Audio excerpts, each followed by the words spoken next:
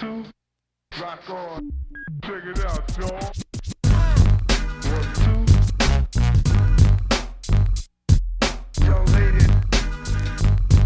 Rock on. Check it out, y'all. 1, 2. Yo, lady. Rock on, check it out, y'all. 1, 2. 1, 2.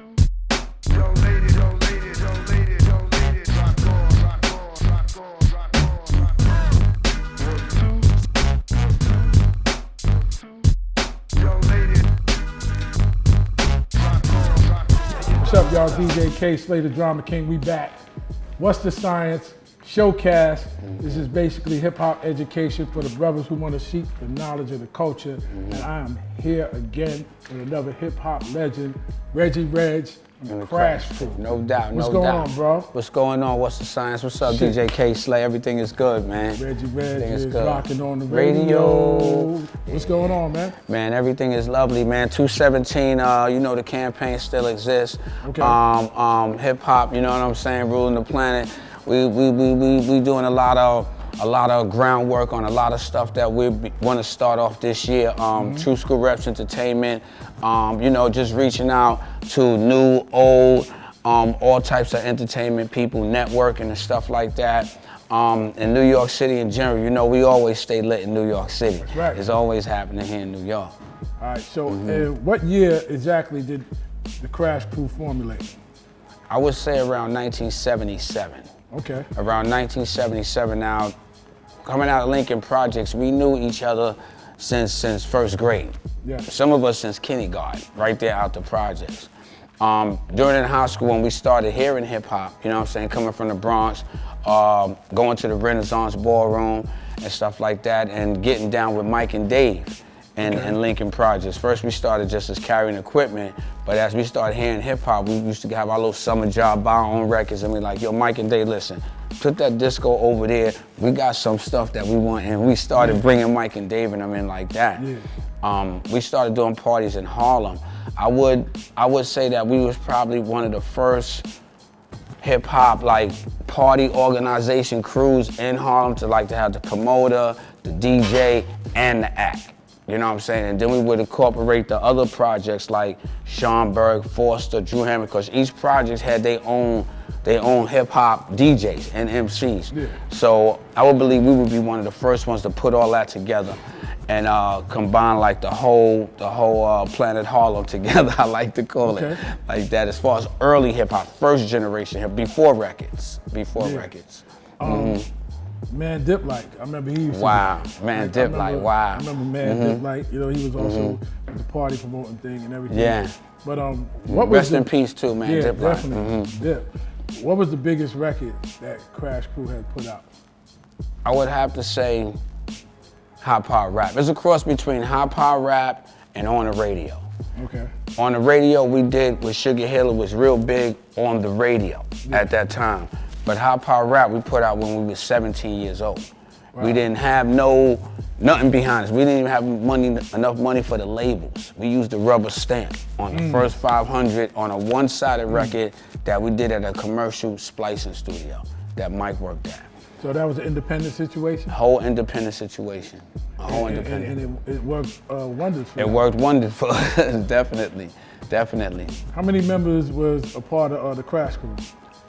As far as the MCs, it was 6 MCs, 2 DJs. Then we got the promoters, we got the security, we got the equipment carriers. You know what I'm saying? We used to have a AKA, it was Crash Crew, AKA the Poison Clan.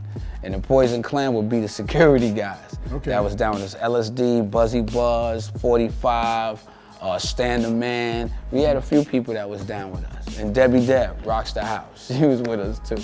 Indeed. Yeah, and TC. Yeah, no doubt. Can't forget TC. But even coming out of Lincoln, I remember it was some wild niggas named Cigar Mob. Yeah. I remember Shorty Mark and Kokomo and all of Yeah. You understand what I'm saying? Like, Lincoln was definitely a live spot back then. Indeed. I would cross it between like, as far as hip hop is concerned, like how Grandmaster Flash and the Furious Five had Casanovas. Wherever you went to like a Crash Crew party, you would have Cigar Mall. Yeah, It would be exactly. like that. It would Yeah. be like that. Yeah, I remember being on the back of the 3 train one time, and it was about 6 of us, and it was 2 brothers on the train.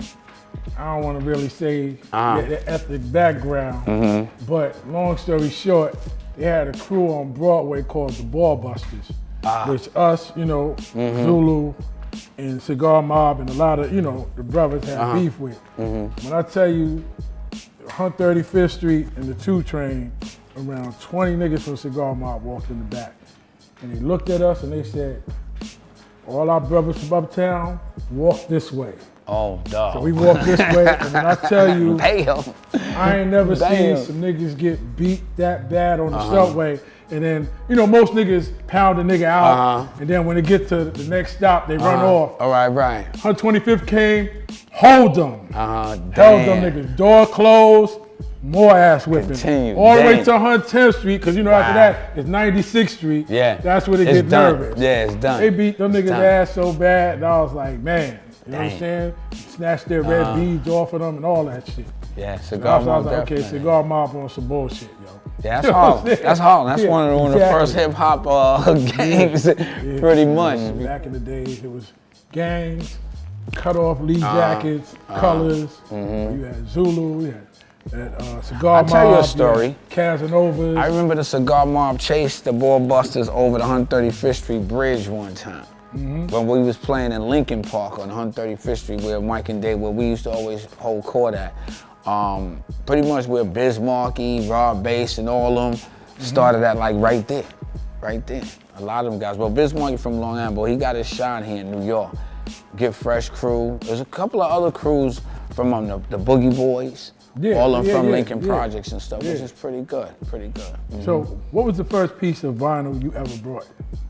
Wow. It would have to have been a break beat. I would probably say Catch a Groove. I would say Catch a Groove, yeah. 945. Yeah, I would probably say Catch a Groove. We was avid on, because we all knew how to DJ. We had to be DJs and MCs at the same, back in the day, this is before records anyway. Exactly. After we made records, we was too good to want to DJ. We was like, yo, listen, we gonna grab the mic. We got DJ Dow C, Kenny Yoda, 45, and we would do it like that. But once doing the MCing, is really, I found that was my liking right there. Looking at some of the beginning MCs like Mike G, Donald D, Hollywood, and then from the Bronx, I always liked Grandmaster Flash and the Furious 5, or the Funky 4 plus one more. Those was like the first groups that I really heard, because that's like the 3rd and 4th record in hip hop existence. Them records right there, Yeah, the first exactly. first 10. After hearing that, it was like done. I was like, yeah, I'm gonna be an MC. And the Crash Crew was formed. The Crash Crew was formed. That's what's up. So, I mean, as you see how the culture kind of, evolved to where it's at right Yeah, now, crazy. it's almost like the DJ is the lower end of the totem pole, opposed to back in the days when we were the sole controller. You understand what I'm saying? Like, how you feel about that right there? I think pretty much it takes its turn, because in the beginning, the DJ was what it was about. Seeing Grandmaster Flash, Hollywood, Eddie Chiba, Reggie Wells. It was about going to see the DJ. And when the MCs came into play, like with Flash, okay, good. But then when the music started flipping over, you know what I'm saying? Like, let me see, one of the first DJs to get hot, like Jazzy Jeff. Doing their own parties. Let's look at Funk Master Flex. And now, it's not even about the MCs no more. The MCs come really dime a dozen now. Unless you making records and you selling a lot of records, then your MCing skills matter. But just as it was back in the days, it's totally different. I would say it's about the music and the DJ now. Yeah. I wish I was still DJing. I was DJing now, boy, indeed. It's crazy. That's what's up. Yeah. So, when you look at how it is now, to back then, we was doing it out of the love. You understand what I'm saying? If some money came, fine, fuck it. You understand? But Okay. right now, cats is cashing out. Just They're making cashing out. millions, Crazy. You know what I'm saying, off the culture. Crazy. And they don't know anything about the culture. They don't care. You understand what I'm saying? They don't care, Kay. They don't care. It's obvious, but It's obvious. how do you feel about that? That this is something that In a we way- did off our, you know what I'm saying, our blood, sweat, and tears, because from where we came from, and we was happy to have something in a way we could express ourselves, and nobody couldn't control us. They couldn't tell us, you can't do this, you can't do that. I mean, I remember the older niggas in our project being like, y'all better get the fuck out of here with that noisy shit. You know what I'm saying? Because they was fucking with John Travolta with Saturday Night Fever and doing it was guidelines. Hustle and all that. It was guidelines then. Until they understood. And then me being from Spanish Harlem, they would be like, yo, look at these morenos cleaning up the floor, like we would break dance. And you know, they would throw eggs out the window, and then they didn't think it would last. Brought their bongos out, we throw wet tissue and thumb out the window. You understand what I'm saying? Okay, yeah. Like, because they didn't really understand the culture. We was like, the culture. We fucked with each other. It was just like, you know, we came up to each other, and rules was like, look, don't fuck with Juanito's sister, and you cool. And don't fuck with Derek's sister. Like that's all it was. Like, well, we fuck with each other. But now it's like a everything is meshed. You everything is just like, combined. Everybody Everybody's good. Understands now, but we had to go through bullshit. Opposed to somebody now just saying, you know what? I see a lot of money in here. I'm gonna jump in with no problem. Put some shit in my hair, and I'm gonna pick up a mic, and I'm gonna say whatever comes to my mind. And now it's like that shit gonna go. Yeah. How you feel about that? This ain't no it's kind of crazy. Shit. It's not it's a hating. realistic question. I'm still trying to understand it. So I kind of throw my opinion on it as far as when we started out, and we started wearing the farmers and putting the graffiti on the clothing, and doing the MC and the rhymes and scratching our mom's records. They ain't understanding neither. You know what I'm saying? They ain't understanding. And every 10 years, the hip hop genre changes. It changes. 1 year is gangster rap. Before it was social conscious with X-Clan and Queen Latifah. Before that was Run DMC and it was us. 90s, it was gangster. 10,000, it was about the money. You know, 2010 about the money. The trap rap, the crap rap, all this crazy shit. This thing that they doing now. Mumble rap. That's what it's called? Because I don't know. We call it mumble rap. They doing that shit and everybody is loving that shit. You in the club, it's like, whatever, panda, panda, panda. That's all the part I know of the fucking song. I kind of got into it now, but when I first heard it, I was like, this shit sound like some bullshit. But then after hearing that shit all week, every day, 20 times a day, you be like, you know what? This shit kind of fat. Can I curse? Yeah. Okay. It's kind of fat. I gotta stop cursing though, man. Nah, it's all but good, man. it's kind of fat, and the music just pounds on you. And each generation is not gonna listen to their parents' music. Like I could play, my kids is like in their 20s, 25, 26. I could play some Treacherous 3 for them. They may not like it, but they gonna play something for their grandkids, or their children, not they, cause my grandkids, but their children, and they ain't gonna like it. That's just how it is. Right. And I'm hoping, and I got faith, that this hip hop culture thing will go full circle. And guidelines, not ruling somebody or telling somebody what to do, but a natural responsibility will take place in this where MCs will not be like, you know what, drop that ass, take that off, and just going too crazy with it. Cause you do got, hip hop is like, I can say, it leads people. You know what I'm saying? A lot of people is listening to hip hop, a lot of people is emulating hip hop, wanna be hip hop, and they're looking at whatever you thought that. So hip hop just for me needs to just be more responsible. You know what I'm saying? And that's for myself too. I gotta stop cursing. Well, I'm just a strong believer. And doing some other crazy stuff.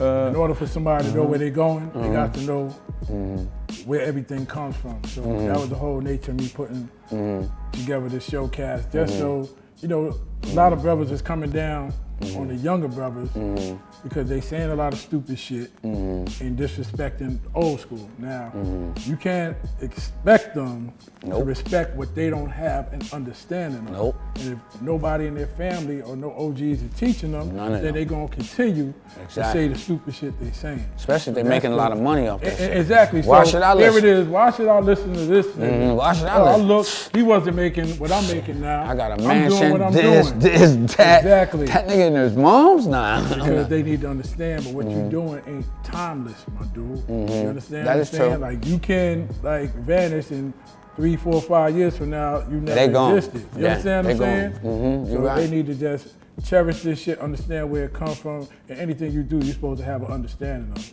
I agree. That's I agree. one of the elements of hip hop is knowledge.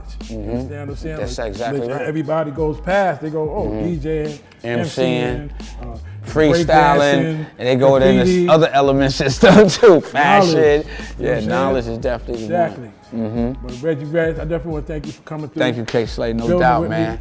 You know what I'm saying? No doubt. What's the Science Showcast, man? We just trying to educate the uneducated. That's all. One. Peace. Warning, warning, warning, warning.